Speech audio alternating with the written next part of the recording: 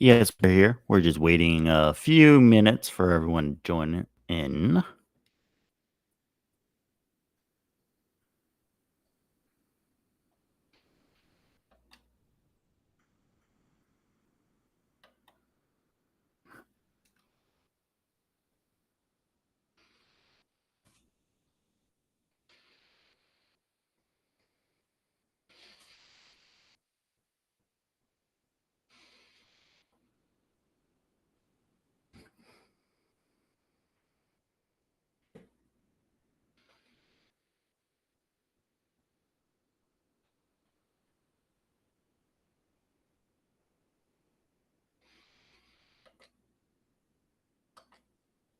And hello, everyone. It is Tuesday.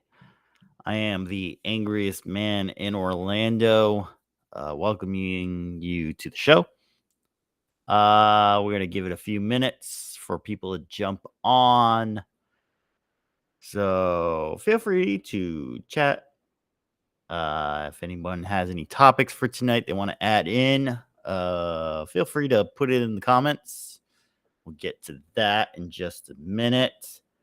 I'll start off with one of the topics tonight. I was actually having a fun and interesting conversation this weekend with some people, and immigration was brought up into the discussion.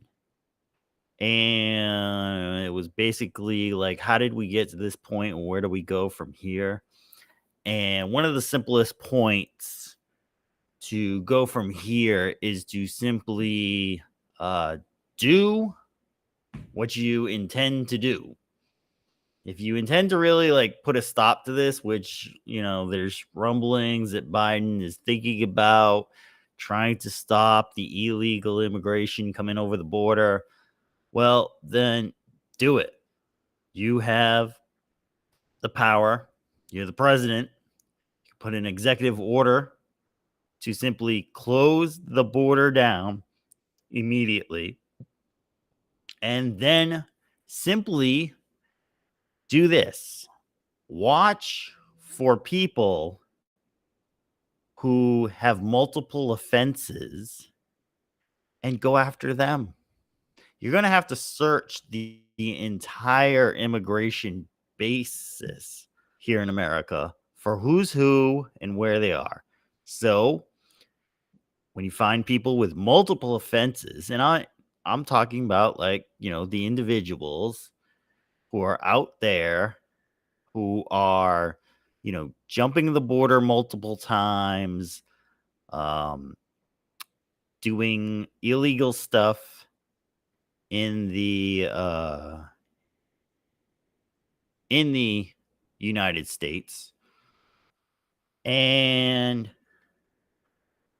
deport those people immediately. Do not do hearings, do not do immigrations meetings, do not do any of that.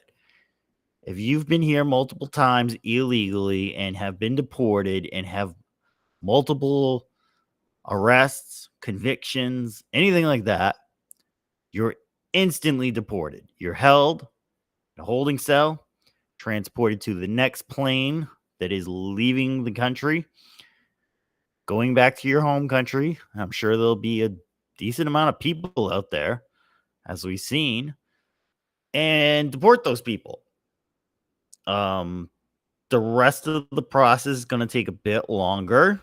And I don't think that actually affects families, people who are trying to make a better living here in the country. Because if you're trying to do all that, you're not coming in, robbing, stealing, killing, getting thrown out, and coming in and doing it again. And one example is actually the killing of Laken Riley. The individual that did that, who I'm not going to name. If you wish to go check out the case, Laken, Laken, Riley, Riley, go check it out. read the case, see what happened. But the individual who attacked her viciously and choked her, that individual came into the country, lied to get in, falsified a marriage to be here and to stay in the country, then got, well, let me see if it says it. There was an incident in New York with him. He had his child on a scooter type device. I'm not sure if it was an actual motorcycle or just one of those little, like, cheap scooters. But he got pulled over, he got stopped and charged with endangerment of a child, which is pretty simple to explain. You're on a scooter, cars can hit you. You shouldn't have a little baby, not in a seatbelt or any safety device, on that scooter with you. That's pretty simple. If you're willing to put that life against in terrible danger, that's your own. That's your kid. That's your kid. So that individual was a 26-year-old Venezuelan who had entered the United States illegally, and his brother was also part of a gang in Venezuela, which also linked back to the suspect, the Tren de Araguala gang. Okay, so these individuals were known, and this is what I mean. When it's known that the individuals are suspected of gang ties, of having multiple arrests, having warrants, these individuals should be picked up and deported out. I don't think there's an argument there for you to say that they shouldn't be. I'm not talking about Julio, who wanted to come over and work the farms and make some money to send back. No, we can look into him. We can see if he's really here for what he's saying. But the individuals with known gang affiliations, those are the ones you send back. And you can do all of this tomorrow. There's no legal channels you have to go through. There's an executive order you sign, and that's it. That's it. You want to make a change, promise, whatever you want to call it. You want to be serious about it?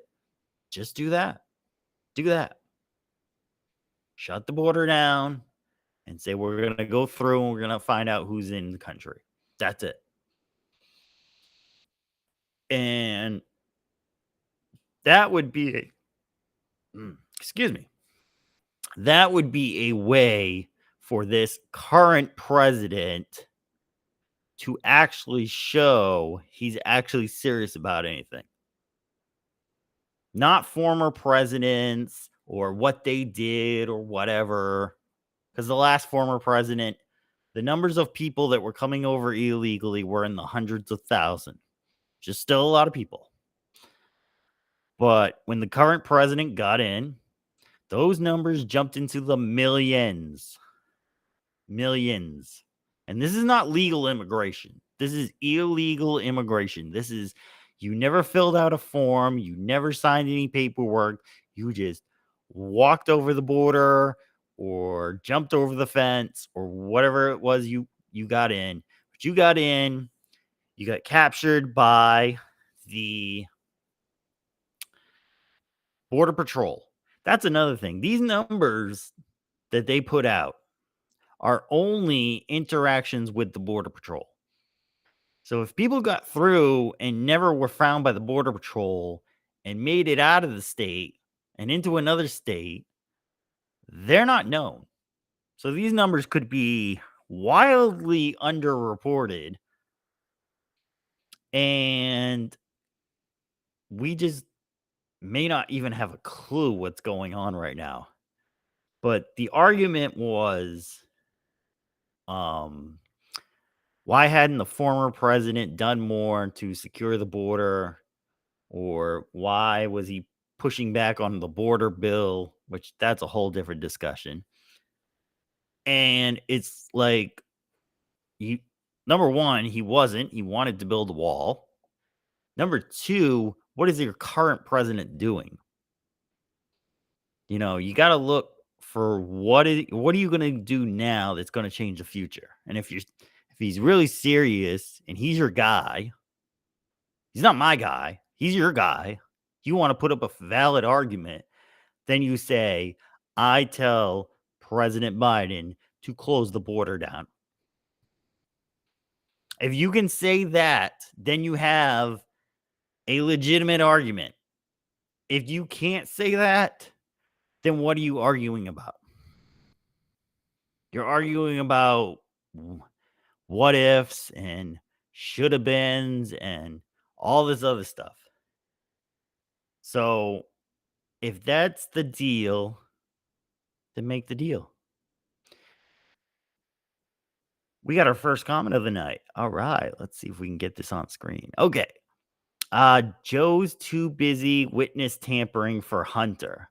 Okay, Mary Jade Skywalker. I hadn't heard that. I just heard that the jury had been seated for the trial, but I hadn't heard anything that witnesses had been called yet, but there may be some backdoor deals. The jury, though, looks very interesting because there are several jury members that know a lot about the Hunter Biden case. They said they had heard this case on the news and had heard other things about him. So if they know a lot about Hunter, how's that going to look? Because his case does not look good at all. I believe the crutch of it is he had a gun and disposed of it in a trash basket at a store, and then was lying about being convicted of something on a form for a gun license or something, or could be a concealed carry license. So trying to get more details on the whole thing about it, and we'll probably do something on a future show about it as it gets rolling. It's very early in this trial, so we'll see what happens, who gets called, what testimony gets put out there. But just hearing who they were seating for jury members, looks like it's going to be an interesting trial. Looks like something's going to be fun there. Okay, so if you're joining in, it's a little after 8:21 on Tuesday, June 4th. If you read the title, no, we're not watching The Acolyte. If you've got this on now and you've got The Acolyte on TV, you can watch either one. We're going to talk a little bit about it and what I've heard about it, and then we'll go into why everything's going the way it's going over there at Disney. But just wanted to get out a little something in the beginning that was just like a little bit of minor anger moment to me, because I felt I put my opinion out. I expressed in great detail exactly what was wrong with their statement. So they haven't responded. So I don't know if they will. But simply look at what I'm seeing, run it against the facts, and if you agree, hey, you learn something. If you don't, give me some factual basis of what you're trying to argue. Like, we live in a world where there's technology and there's information everywhere, and we're so scared that AI is going to misinform us.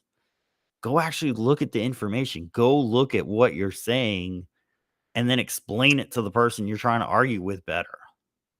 If you don't know what it actually is, then don't argue it. So, what's this? They found him a jury of his peers, other drug addicts. Ha ha ha ha ha ha. No. Actually, one of them's an actual registered gun owner who had concealed carry permits in 3 different states. So they know very well gun laws. So this is gonna be really interesting to see how that trial goes. Um, I'm I'm putting it 60-40 he gets convicted. I'm putting right now 60-40 he gets convicted because it's in Virginia. Virginia's purple, so you may or may not have found the right jury. So we'll have to see what happens. Be interesting. In more crazy news, Mexico got their first female president. Sheinbaum was her name. Let me look it up real quick. Mexican president.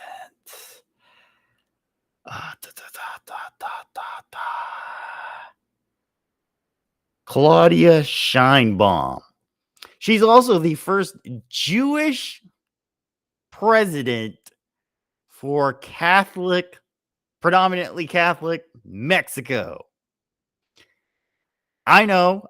You're all wondering, like, wait. She's female, she's Jewish, and she's the president of Mexico. How does that work?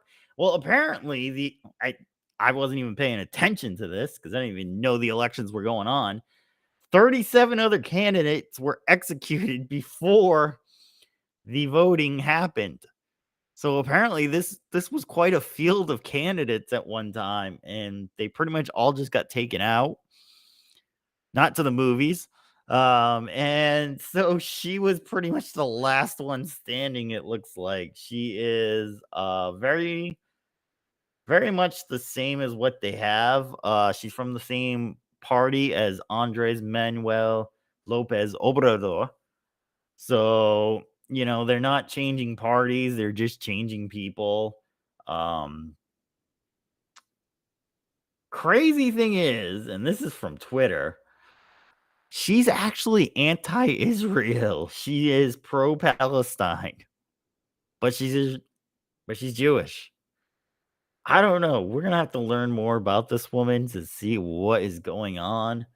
Um, they say they have some posts where she was pro-Palestine on stuff.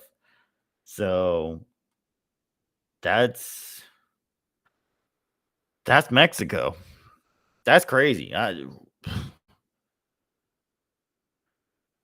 Like that's like going from Biden to Robert De Niro is now the president. It's like, holy shit, you had one old crazy to another old crazy. Like, the hell's going on here? Who's voting for these people? So, crazy news. There's also an election in India going on, and not so well because their stock markets dropped a lot this morning. So, we're still waiting for final results on it, but it could be a toss up. Could be a lot of stuff changing in India also. So lot of crazy stuff. This was supposed to be a crazy year with elections. There were supposed to be a lot of elections for top people around the world. So as we see them, we'll report them and let the people know what's going on. And another thing I want to say on the elections is I hope that the people who are talking about that if something happens to former President Trump, it may not be an accident. Those people are wrong. This is coming up with more people are starting to kind of throw this message out.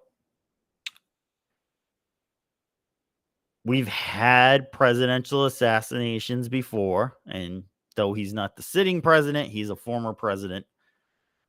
So, what was it? 65 was Lincoln, 1865. 1963 was Kennedy. Is 1924 going to be Trump? I don't think this is the tactic they're going to pull, but it makes you think when you hear something like this because of the anti-Trump rhetoric that's out there. Because right now you have pro-Trump and you have anti-Trump. There's no pro-Biden right now. So does the anti build up enough that, somebody thinks something crazy? I don't know. We're going to see about that. And we'll report on anything else that we hear. Right now, it's just rumors, just people talking right now. So we'll go from there. So let's get into it. The Acolyte. Okay, so from what I've seen of the opening previews, trailers, I wasn't too impressed with it. It was kind of, nah. This is supposed to be set. Oh yes. In the comments, Bobby Senior in '68, but he wasn't quite president yet. So there's a lot of assassinations around the '60s. So, but getting back, so Acolyte. So really didn't see much to even watch on this. It's set 100 years before the Phantom Menace, which is episode 1. The Jedi are,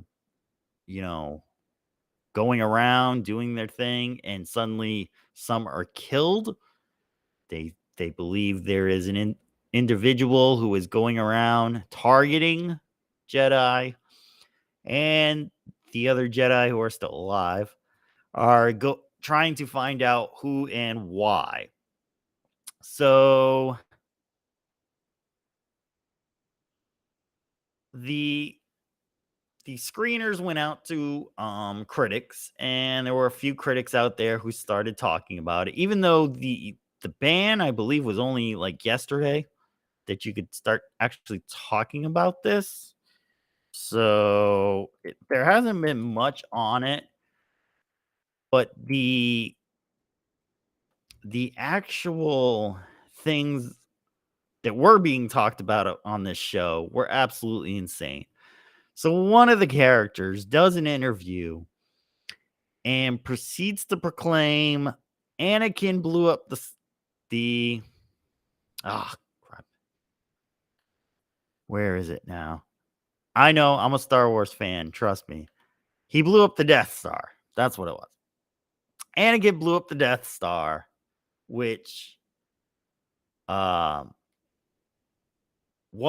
was not, I thought for a minute, okay, maybe like in some way Anakin had Luke. Luke is the one who ends up flying through the little corridor, blows up the Death Star. So maybe he's thinking Anakin blew up the Death Star. No, he was actually dead serious.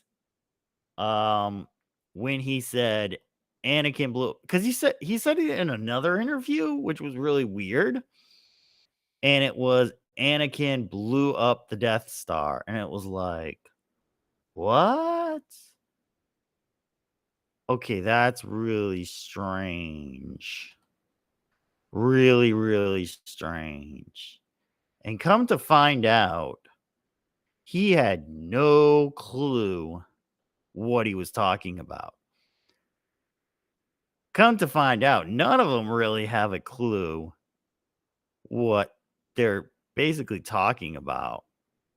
And it's just absolutely crazy to see, because you think, okay, people are doing the show, you think they'll like kind of watch the movies, maybe learn a little bit about it, maybe figure things out.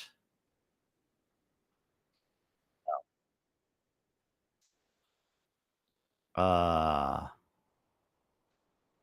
Maybe it'll work out, maybe it won't. In fact, we have this, so let me share.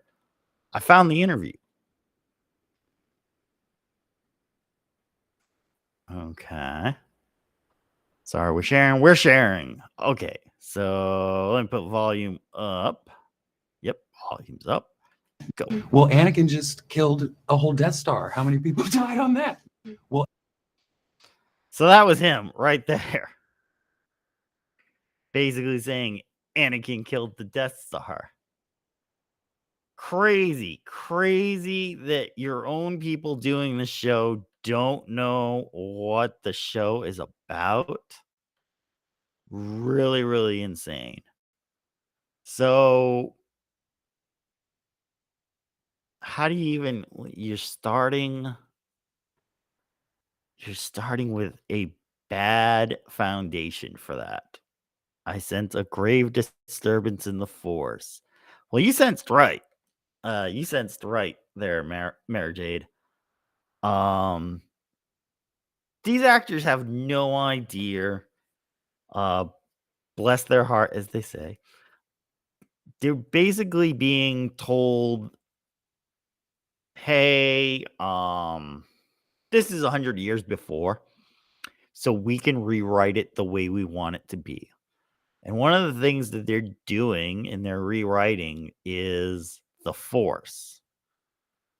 So I've read that the Force is female, which was something that was put on some t-shirts a couple years ago so they could proudly promote it, was going to be prominent in this series.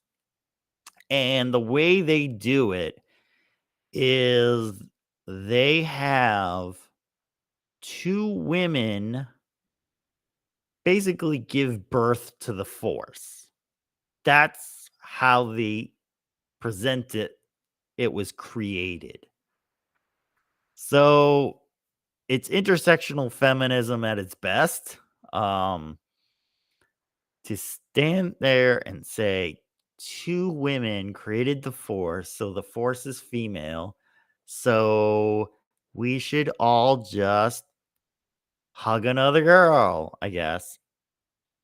I don't know. It was already dead before this. It's just in the damn grave rolling around now. Like, I don't know who's watching this series. Lot of like critics kind of broke away from the Disney hold and said, "Yeah, we're not supporting this anymore."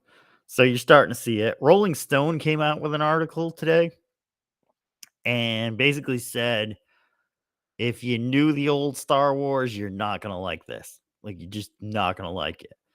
So, and you're not going to like this review because you're probably watching that instead. So, if you're not watching this, you're watching that. So, what's going on? Well, this could be part of just the layover.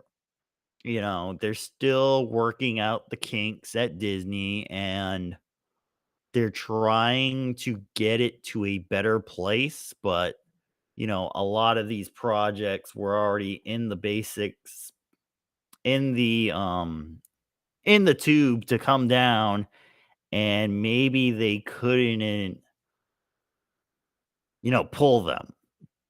That would be a benefit of the doubt kind of message. Hey, some of these new shows, some of these movies, well, we had already written them a year and a half ago. We've kind of learned our way now. They're not selling, so we're going to change stuff going forward. Benefit of the doubt. Benefit of the doubt for Disney. Or Disney just basically lied to you. They said, "Hey, we're going to do more content than and we're going to do more quality than quantity. We're going to change things because we understand the audience doesn't like it anymore." They basically lied to your face. They lied to the audience. They lied to shareholders. They lied to pretty much everyone, possibly even themselves. They really told themselves, "Hey, we have an audience for this." And while you do have an audience, it's very, very small. It's an extremely small audience that wants to watch this. I mean, who wants to watch a Star Wars show that doesn't really involve a Skywalker? Doesn't really involve an empire. Like, this is really like trying to redo everything from the beginning to rewrite everything going forward. It's basically just like saying, hey, we didn't like the original, so we're changing it all. And I think for Disney, it's a terrible, terrible thing to be doing. And they're getting skewered on another, hey, we didn't like the original, so now we're going to change it all. The previews for Tiana's Bayou Adventure have been coming out, and I've seen a few. Couple things. Can I get angry for a minute? It's going to get a little loud. Where do you have the gall to take a sign, which you put up a ton of sign in Tiana's Bayou's Adventure? Take that sign and put one of Walt's greatest quotes. Okay. And I want to get it right, so I want to look it up because I don't want to butcher it. I don't want to butcher it at all.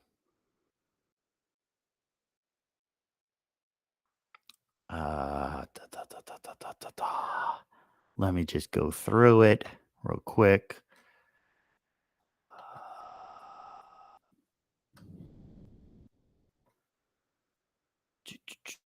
Just a second. Just looking through the transcript right now. Okay. So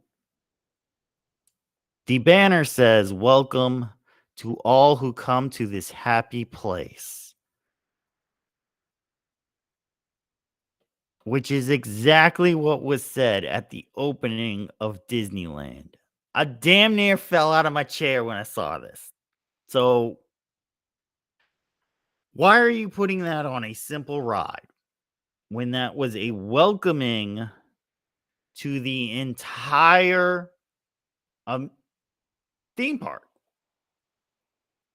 Okay. They put this on a sign for Tiana's Bayou Adventure. There's another sign in the queue area that says salt mines for senior people or something like that. The thing with that is the salt mines back in the day in Louisiana, where you worked, well, in the near past, where you work if you were on a chain gang. You were busting salt and breaking salt down to make salt. Before that, way back in the day, it'd be where the slaves were. So you took out a ride that you said was linked to slavery to put in a ride where you put stuff now linking it to slavery. Holy cow. Holy cow. But let's get to the actual ride. The ride is, if anyone who actually rode Splash Mountain remembers, it was very bright. It's very colorful, lots of things happening around you, lots of animals, animatronic animals all around. That's all gone. A lot of that stuff is gone. Just they had over 100 animatronics on that ride, and they were down to about 17. They're now down to 17 animatronics. So you're going to see a lot of screens. You're going to see a lot of kind of blank areas. But you might not actually see any of it because it's actually in the dark now. A lot of the ride is in the dark, and there's supposed to be a smoke mist effect, which I don't think is on right now during the previews. But there will be a smoke mist effect coming through that will make you feel like you're on the Louisiana Bayou. Okay. I don't even know what the story of the ride is. It's changed 2 or 3 times already now. Not really sure what it is. Don't really know where it's going. Another thing was she runs a co-op, but she says she owns it. And my thinking behind what co-ops were were a lot of times farmers would get together and open a co-op, and they would all kind of own a piece of it.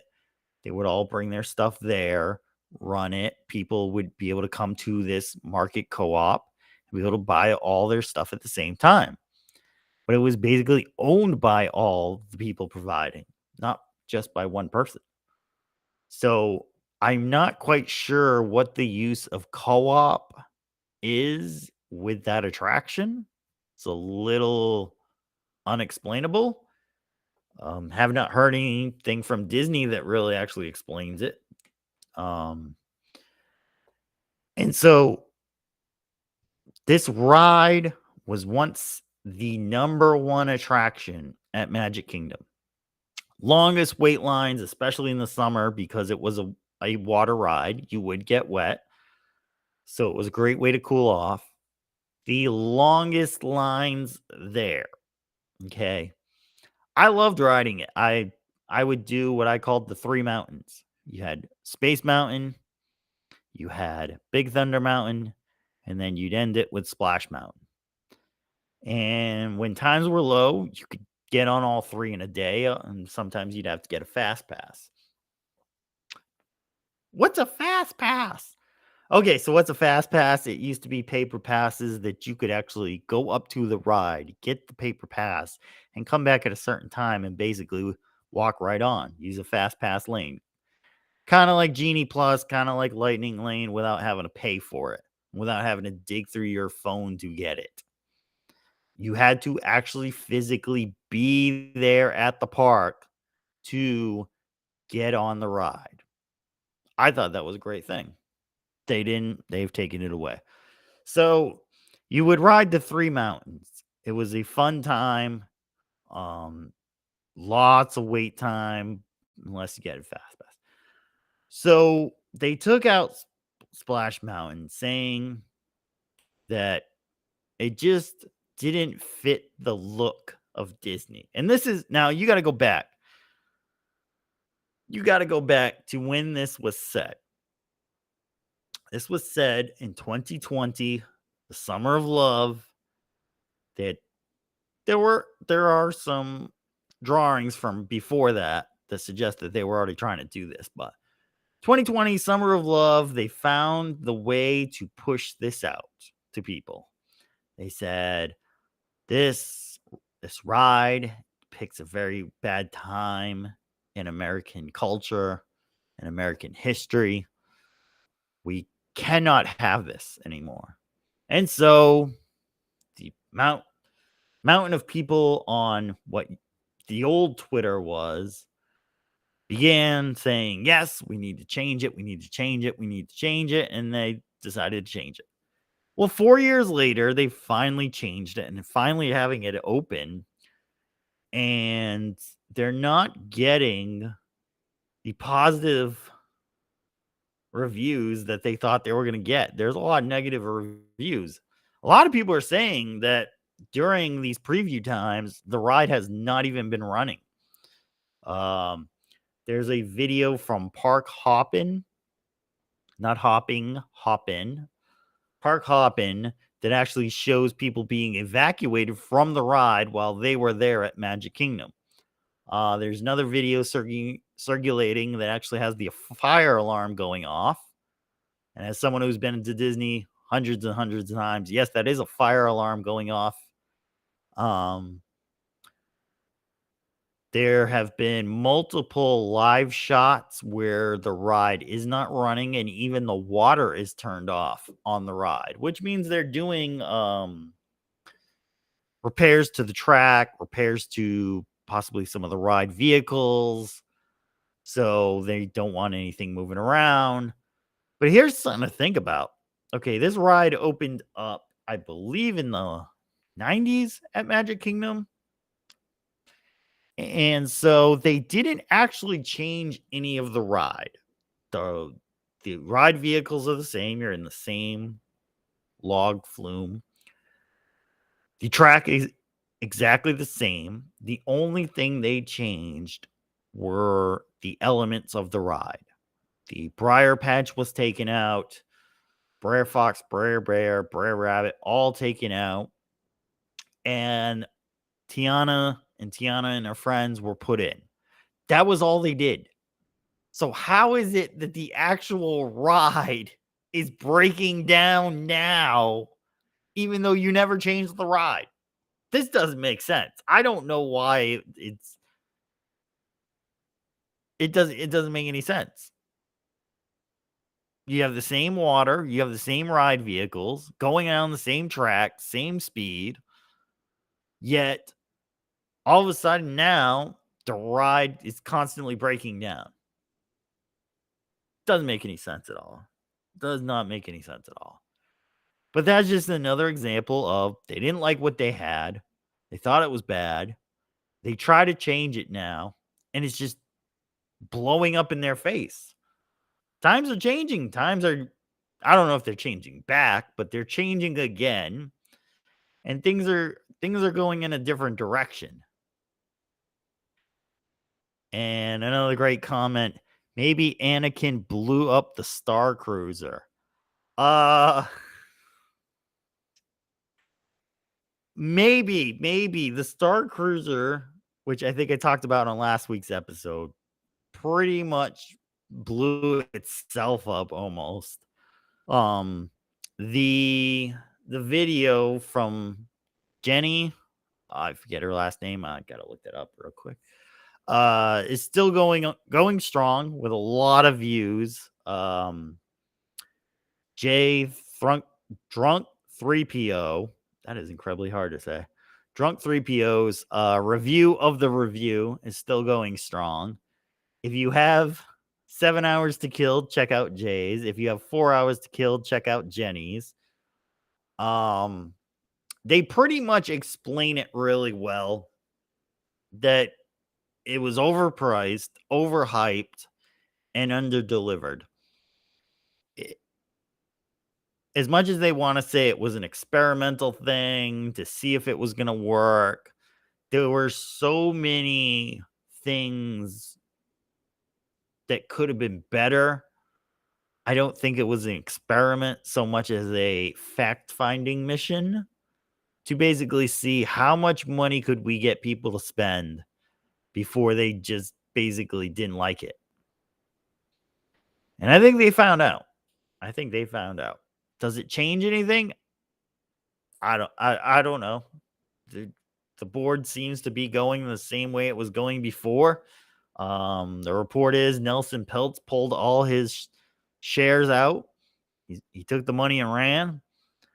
I don't know if there'll be another attempt to change the board, but Disney may find itself changing itself due to economic conditions. The only movie you got that's pretty big right now is Deadpool and Wolverine. That comes out July 26th. So even if that reaches close to $1 billion, depending on their budget, they may only break even with that. And then you don't have anything else coming out that's big. So they're putting the little stuff out there, like the Acolyte. They're putting it out there. They're hoping some people might watch. They're paying the critics to shill for it. And it's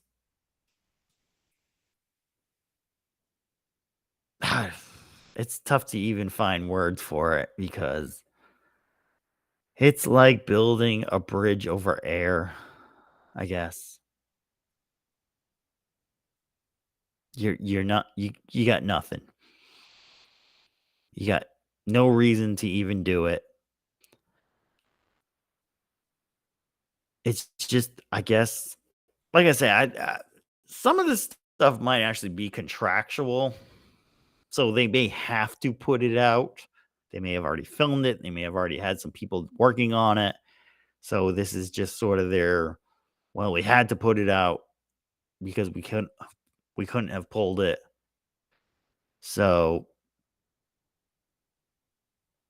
the reviews are in 50-50 on it. Yeah. Paramount a competing member to Disney, actually did get a merger deal set up with, I believe, Skydance. We're going to see if that goes through. Goes through, might be a good injection of money into them. So hopefully they'll stick around, do more great movies, and go from there. What else we got on? I think that's about it. It's about almost 9. I believe they're only 30-minute episodes, so if you tuned off and you decided to watch me, thank you for joining. Every Tuesday, we come on, we talk about stuff, anything we want that's making us angry and making us mad, sad, upset. Comments are live and open right now. Feel free to share anything you want to talk about. And that's pretty much it. The Wokelyte, as several people have called it now, is pretty much over in about 5 minutes if you're watching both episodes, actually. And will it save Star Wars? No, it won't. They really won't have anything coming other than the Grogu Mandalorian movie is supposed to be coming. I think it'll come. The Rey movie is supposed to be coming. I don't think it'll come. Just don't see that happening. By the time they actually get it going, they're not going to have enough money, goodwill, any of that to make it happen. So I think you do what Gary from Neurotic suggested. You shelve it. Just put it away. 5-10 years from now, you come back, look at it, maybe you do something with it. But there's not a whole lot you can do with Star Wars right now. It's not for Star Wars fans anymore. There's a new group they want to get to watch it. Hope they watch it and like it. Otherwise, Disney's got nothing. So yeah, so if you saw it, let me know in the comments. If you watch this on playback, let me know what you thought about the show. Let me know about what you thought about Tiana's Bayou adventure. And we'll be back next Tuesday to talk once again. What makes you angry? This is the Angriest Man in Orlando telling you to stay angry. Have a good night, everyone.